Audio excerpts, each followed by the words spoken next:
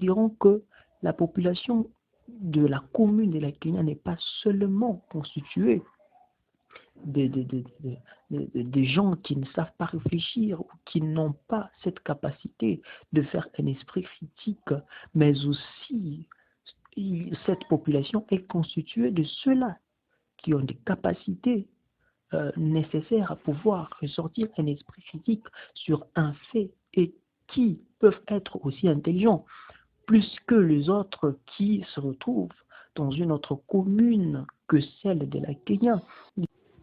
Notre quatrième stéréotype, pour finir, est celui qui stipule que la commune de la Kenya est une commune rouge. Il est vrai, depuis un certain temps, la commune de la Kenya était taxée de commune rouge, tout simplement parce que, d'après les observations de ces gens qui n'habitent pas la Kenya, qui pouvaient se laisser appréhender, transcender par du témoignage de certaines personnes, par le fait qui se déroulait parfois dans la commune de la Kenya, pouvaient bien évidemment ne pas le laisser le choix de pouvoir se construire un quelconque stéréotype de ce genre, parce que la commune rouge, quand on voit le rouge, on a l'impression les soucis de faire toujours et souvent le mal, et donc tous les mâles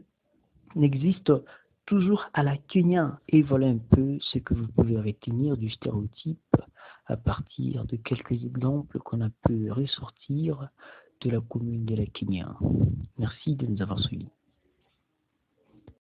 La famille ne m'a pas donné une bonne éducation. Et donc nous estimons que ce stéréotype d'être mal éduqué à la Kenya n'est pas du tout fondé. Nous voilà sur notre deuxième stéréotype qui dit la Kenya n'est que boutique, la Kenya n'est que magasin, la Kenya n'est que marché. Et ce stéréotype ou cette pensée, nous estimons bien évidemment que à la Kenya, il n'y a pas seulement, surtout pour nous qui habitons cette commune, il n'y a pas seulement des boutiques, non seulement des magasins, non seulement un marché, mais aussi il y a de maisons dans lesquelles nous habitons, et non seulement de mauvaises, mais aussi de bonnes, parce que la commune de la Kenya est aussi vaste et le quartier sont aussi différents.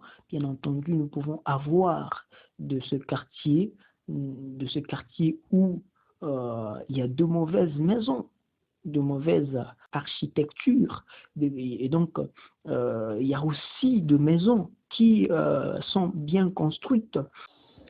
Notre troisième stéréotype est celui qui stipule que les gens de la Kenya, la population de la Kenya n'a pas un esprit critique. Et donc d'où vient cette conclusion sur un stéréotype qui ressort bien évidemment d'une observation aussi simple, au lieu d'être vraiment vérifiée et expérimentée.